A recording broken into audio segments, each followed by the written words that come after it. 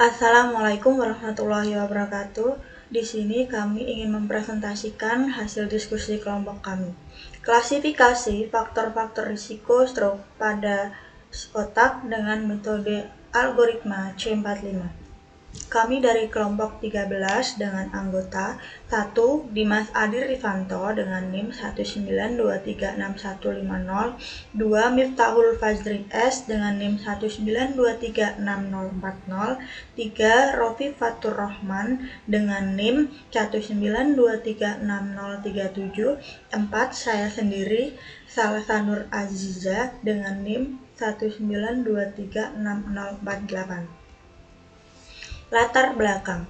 Stroke atau serangan penyakit cerebrovaskular merupakan suatu keadaan medis yang terjadi ketika pasokan darah ke otak terganggu, sehingga disebabkan oleh pembuluh darah yang pecah, stroke hemogarik atau pembuluh darah yang tersumbat, stroke iskemik.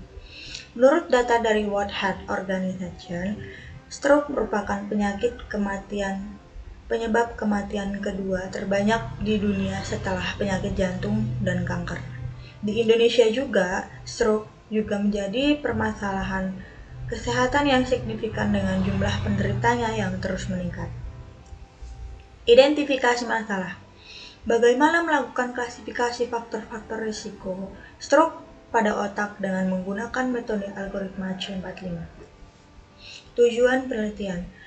Tujuan penelitian ini yang pertama, dengan menerapkan metode algoritma C45 pada klasifikasi faktor-faktor risiko stroke pada otak untuk mengembangkan model prediktif yang dapat secara efektif mengidentifikasi dan mengelompokkan faktor-faktor risiko tersebut berdasarkan data medis, dengan harapan dapat meningkatkan tingkat akurasi dalam diagnosa dini dan memberikan dasar bagi pengembangan strategi pencegahan yang lebih efisien. Tujuan yang kedua yaitu untuk memenuhi salah satu syarat kelulusan mata kuliah Data Warehouse pada program studi Sistem Informasi Kampus Universitas Bina Sarana Informatika.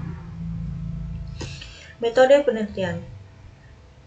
penelitian dari yang pertama, teknik pengumpulan data. Dalam pengujian penelitian ini menggunakan sumber data sekunder, yaitu pengumpulan data yang diperoleh dari website Kaggle, dengan jumlah sampel yang digunakan dalam penelitian ini sebesar 4.981 data. Data ini terdiri dari 11 atribut dengan rincian gender, age, hypertension, heart disease, merit, work type, resident type, close level, BMI, smoking status, dan stroke sebagai atribut kelas atau label target. 2. Studi kasus. Studi kasus pada pembahasan yang dilakukan untuk memperoleh informasi tentang pembuatan dan perancangan sistem ini dengan literatur yang ada. Pada metode ini dilakukan pengumpulan informasi dari berbagai jurnal dan artikel yang diperlukan untuk membantu penelitian. 3. Ruang lingkup.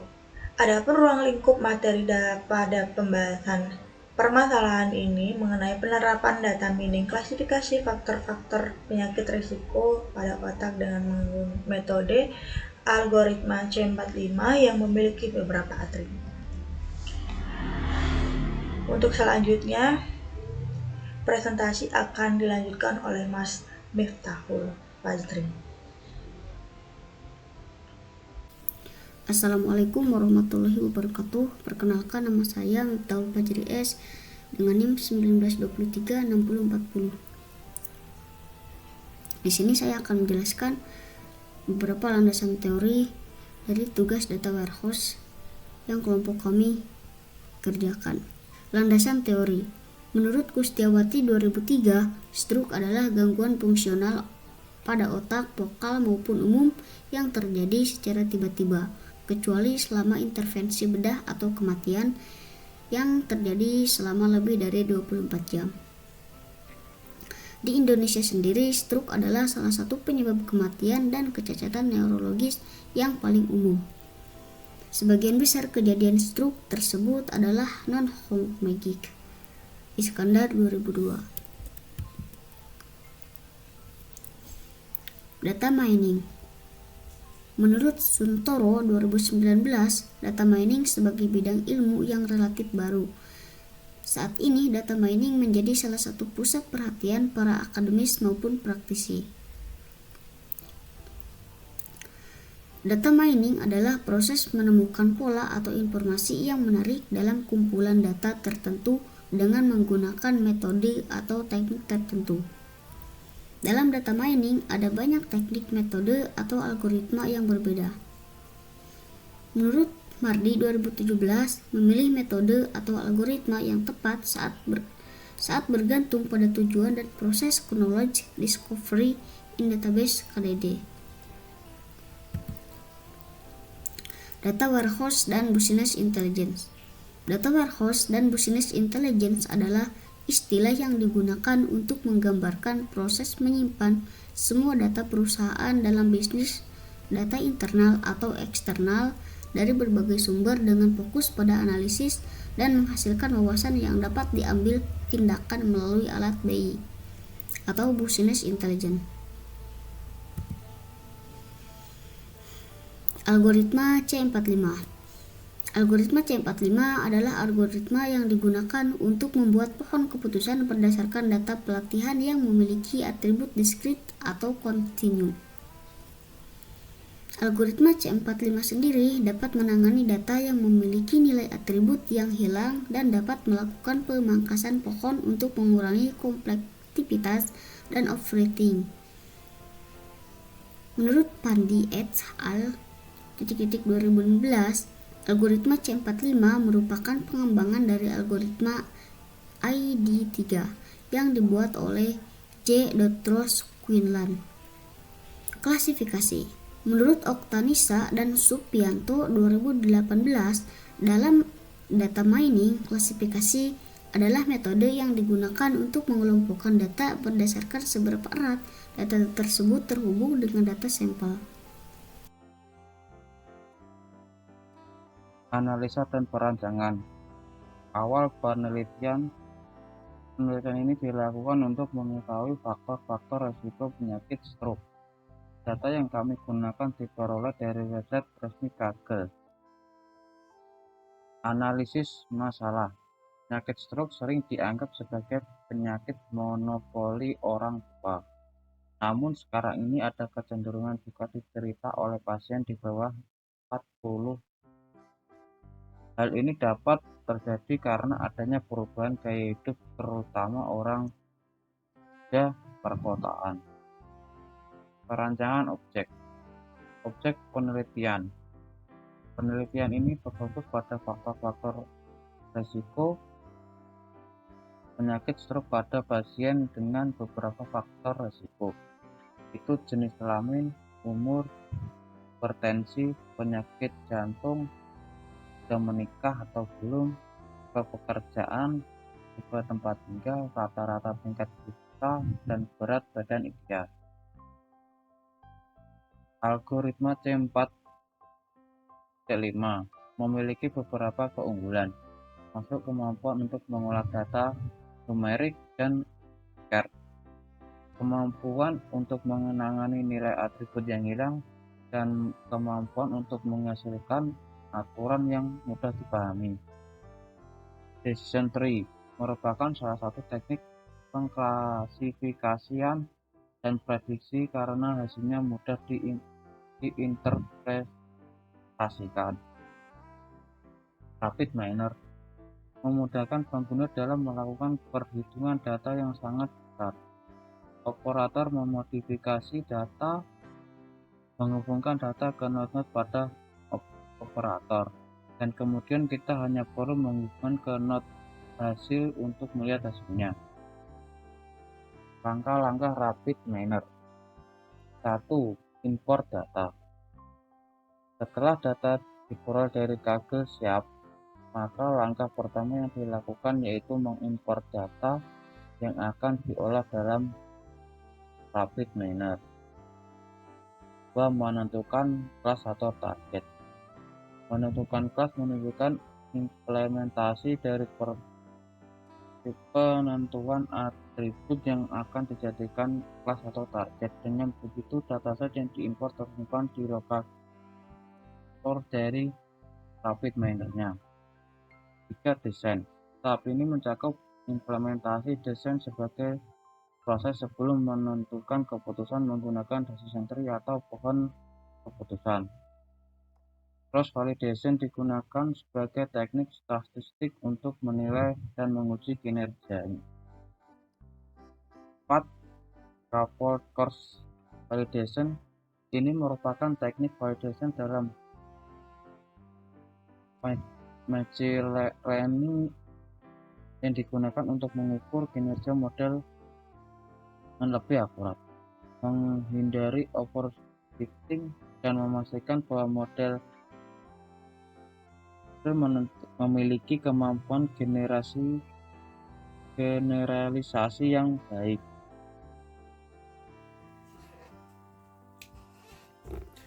Assalamualaikum warahmatullahi wabarakatuh.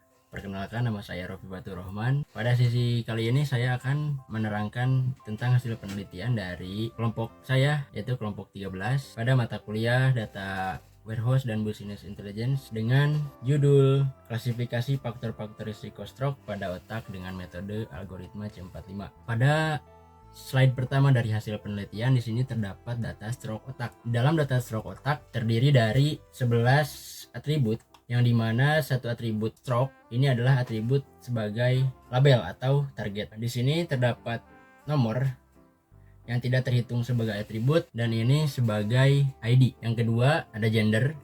Di sini dengan tipe atribut binominal karena di sini nilainya cuma dua jenis, yaitu male dan female atau laki-laki dan perempuan. Yang kedua ada age.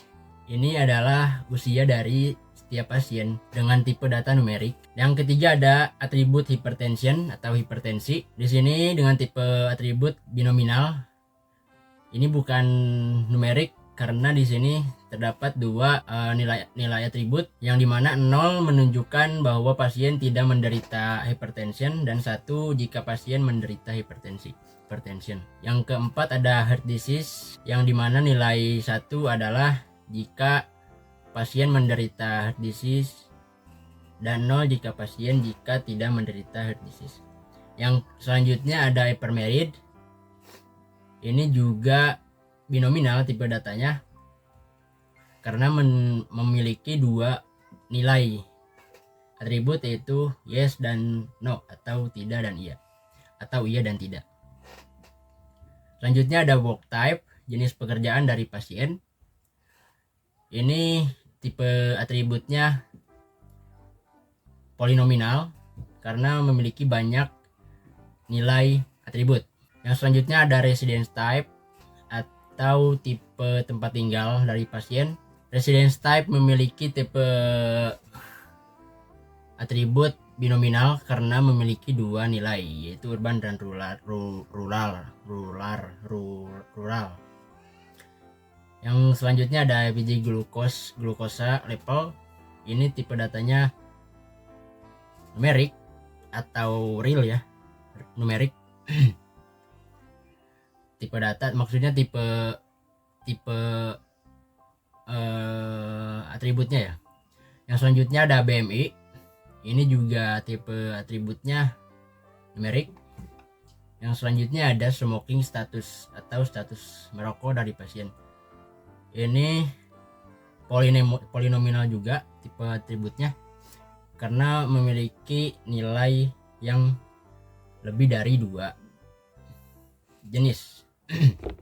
Yang selanjutnya di sini ada stroke. Yang tadi saya sebutkan bahwa stroke adalah atribut target atau label. Yang dimana di sini tipe atributnya adalah binominal karena memiliki dua jenis nilai, yaitu 1 dan 0, yang dimana 1 menunjukkan jika pasien menderita stroke dan 0 jika pasien tidak menderita stroke. Selanjutnya dari hasil penelitian ini terdapat hasil perhitungan perbandingan K-fold K2 sampai K dengan nilai fold 10. Di sini terdapat tabel perbandingan dari K dengan nilai fold 2 sampai dengan K dengan nilai fold 10. Yang dimana di sini terdapat K dengan nilai fold 4 yang memiliki nilai yang mendominasi paling besar dari semua nilai fold hasil perbandingan ini. K-fold ini adalah hasil dari perhitungan dengan metode validasi yang disebut dengan cross validation. Cross validation adalah merupakan teknik validasi dari model pengembangan split validation, di mana validasinya mengukur training error dengan mengujinya dengan data test, yang dimana cross validation ini sering juga disebut dengan K-fold cross validation, dimana di dalamnya dilakukan percobaan sebanyak K kali untuk satu model dengan parameter yang sama. Pada penelitian ini digunakan K dengan nilai fold 4 dikarenakan telah melakukan pengujian perbandingan dari K dengan nilai fold 2 sampai dengan K dengan nilai fold 10, yang dimana K dengan nilai fold 4 memiliki nilai yang mendominasi paling besar. K dengan nilai fold 4 maka akan dilakukan partisi dataset sebanyak 4 kali. Maka dilakukan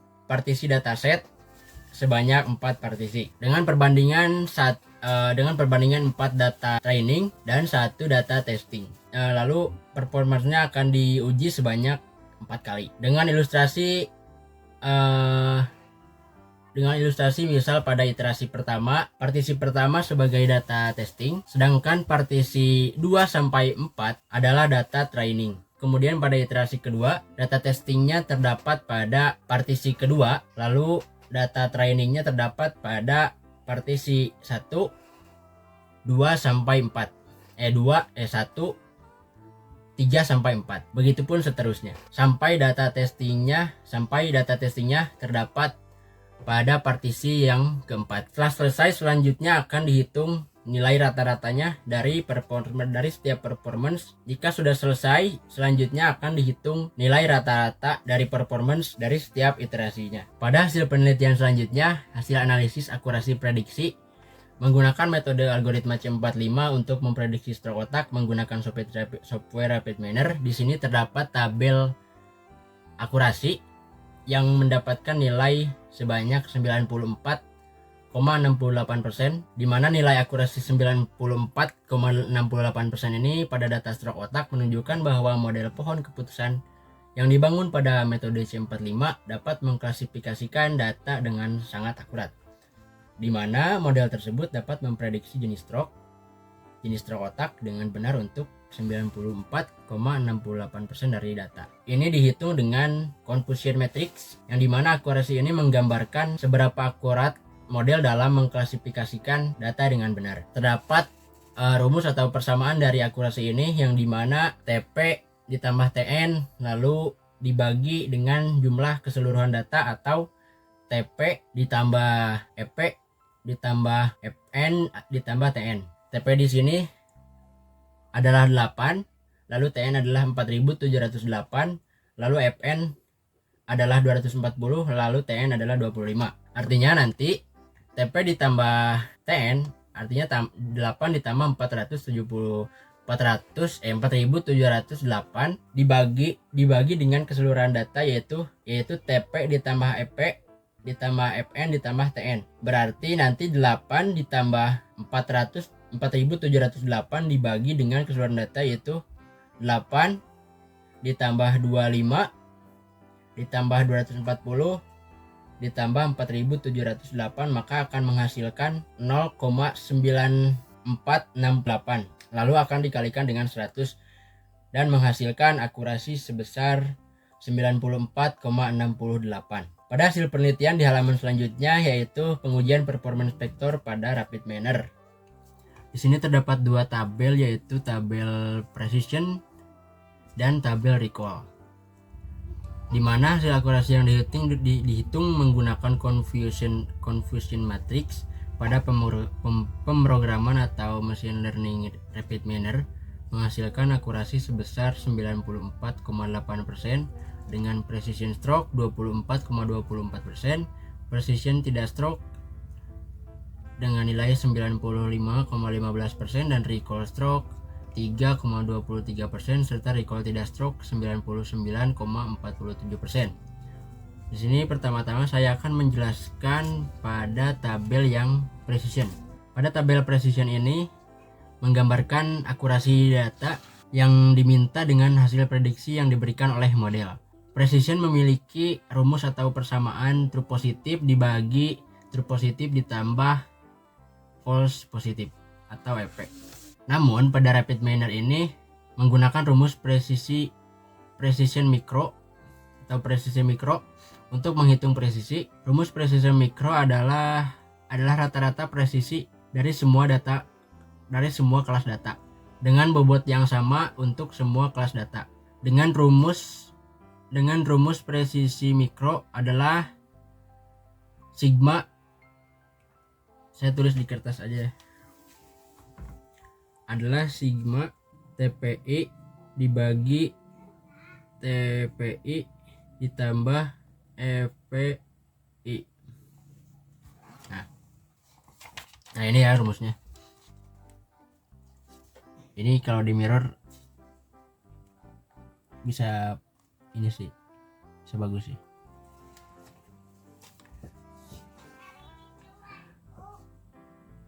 Dimana TPI ini adalah jumlah data kelas positif yang diprediksi dengan benar, dan EPI ini adalah jumlah data kelas positif I yang diprediksi dengan salah.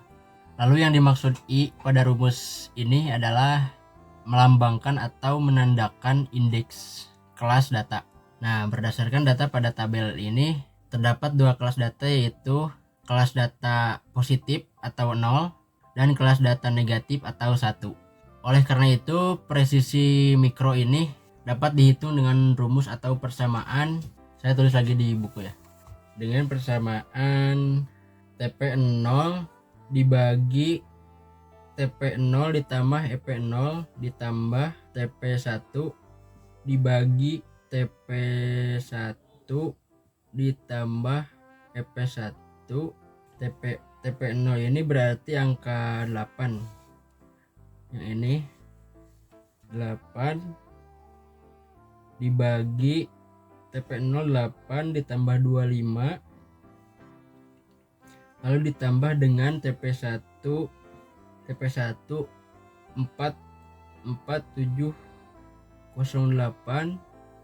dibagi TP1 4708 ditambah 0. Kenapa di sini 0? Karena kelas positif 1 tadi adalah kelas negatif. Maka tidak ada lagi di sini kelas positif 1 yang diprediksi dengan salah. Oleh karena itu EP1 akan menjadi 0. Selanjutnya jika kita hitung 8 dibagi 8 ditambah 25 dan 4708 dibagi 4708 ditambah 0 akan menjadi 0,2424 ditambah 0,999 dan hasilnya 0,915. Karena kenapa hasilnya 0,9515? Sedangkan tadi saya coba ngitung di kalkulator hasilnya 1,2423. Kenapa di rapid manner hasilnya 0,9515? Dikarenakan ini tidak dihitung dengan aritmatika namun dihitung dengan probabilitas yang akan menghasilkan 0,9515. Oleh karena itu rumus yang sebenarnya adalah 0,2424 ditambah 0,999 dikurangi 1 karena ini probabilitas. Maka hasil yang didapatkan adalah 0,9515. Lalu dikalikan dengan 100%, maka hasil yang didapatkan 0,915 dikali 100% sama dengan 95,15%. Nah ini ya. Nah berikut rumus yang saya tulis. TPO dibagi TP0 dibagi TP0 ditambah EP0 ditambah TP1 dibagi TP1 ditambah EP1.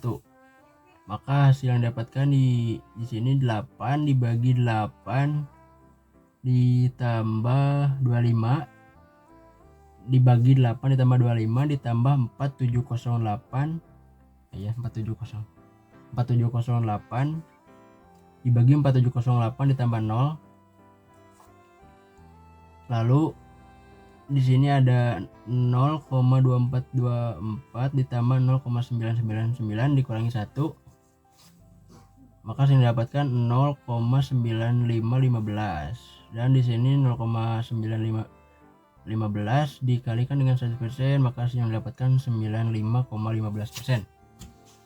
Itu untuk presisi. Selanjutnya, baik untuk selanjutnya yaitu recall. Pada tabel ini terdapat recall dengan hasil nilai hasil 99,47%. Sebelumnya saya akan menjelaskan apa itu recall. Recall adalah seberapa baik model dapat memprediksi data positif. Recall didefinisikan sebagai rasio antara jumlah data positif yang diprediksi dengan benar dengan jumlah data positif secara keseluruhan. Untuk rumus atau persamaan recall ini adalah TP dibagi TP ditambah Fn. TP di sini adalah jumlah data positif yang diprediksi dengan benar, dan Fn adalah jumlah data positif yang diprediksi dengan salah. Dalam kasus pada tabel recall ini terdapat dua kelas data, yaitu kelas positif atau 0 dan kelas negatif atau 1. Kelas positif atau 0 memiliki nilai 8 di sini ya, dan kelas negatif atau 1 memiliki nilai 4708. Dan sama halnya untuk recall ini, pada Rapid Miner menggunakan rumus mikro juga, yang tentunya di sini adalah rumus recall mikro untuk menghitung hasil persentase dari tabel recall ini, yang dimana sama seperti sebelumnya namun dengan sedikit perbedaan. Mari kita pelajari bersama-sama untuk rumusnya. Saya akan menulis rumus kembali di dalam buku saya. Di sini tadi disebutkan bahwa ini sama halnya dengan precision sebelumnya, yaitu dengan menggunakan rumus mikro. Namun pada hasil recall ini menggunakan rumus recall mikro dengan rumus yang sama, yaitu TP dibagi TP ditambah Fn. Namun sama halnya dengan menggunakan ditandai dengan kelas data, yaitu 1 dan 0. Di sini saya akan mulai menuliskan dulu rumusnya. Itu untuk kelas positif 0, kelas positif 0 sama dengan TP0 dibagi TP0 ditambah Fn0 sama dengan TP0 tadi disebutkan 8 dibagi TP0 juga 8 ditambah 240 untuk Fn0 nya sama dengan 0,0323. Lalu untuk kelas negatif atau 1 dengan rumus yang sama namun dengan kelas data yang berbeda, yaitu menggunakan 1. Di sini TP ditambah 1 dibagi TP ditambah TP1 ditambah Fn1 sama dengan TP1 nya 4708 dibagi TP1 true positif 1 4708 ditambah 0 sama dengan 1. Nah, kenapa di sini hasilnya 1? Karena pada recall ini semua data positif akan dihitung, baik yang diprediksi dengan benar maupun yang diprediksi dengan salah. Sedangkan pada hasil precision tadi itu tidak sama halnya dengan recall. Pada precision tadi hanya data positif yang dihitung atau diprediksi dengan benar yang dihitung. Begitu. Nah, ini untuk rumus yang barusan saya tulis. Di sini terdapat, ini saya pisahkan rumusnya nggak seperti tadi ya. Cara penulisannya namun dipisahkan. Bisa juga disatukan, namun mungkin lebih enak dipisahkan seperti ini. Ini untuk recall positif 0 atau 0. Sini TP0 dibagi TP0 ditambah FN0. TP0 sama dengan TP0 nya 8, lalu ini TP0 dibagi TP0 juga yaitu 8 ditambah FN0 yaitu 240. Hasilnya 0,0323. Lalu untuk kelas negatif atau 1 TP1 di sini TP1 dibagi TP1 ditambah FN1. TP1 nya 4708 dibagi 4708 ditambah 0 sama dengan 1, sehingga nantinya akan dijumlahkan dari hasil kedua rumus tersebut. Saya akan tuliskan terlebih dahulu. Recall mikro untuk keseluruhan kelas data sama dengan recall kelas 0 plus recall kelas 1. Tadi recall kelas 0 hasilnya 0,0323 tambah 1 sama dengan 0,9947, lalu 0,9947 dikali 100% sama dengan 99,47%. Nah, ini ya hasilnya.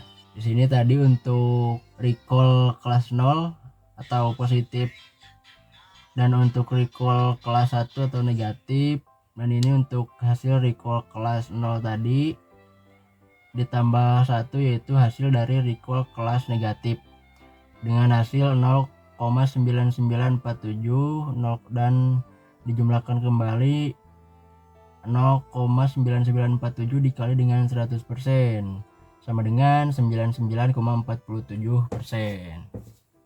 Nah, begitu ya. Cukup membingungkan dikarenakan ini memang dihasilkan menggunakan confusion matrix, artinya matriks kebingungan ya. Baik, mungkin dicukupkan sekian dari presentasi saya dari awal sampai akhir. Semoga bermanfaat bagi semuanya, khususnya bagi saya.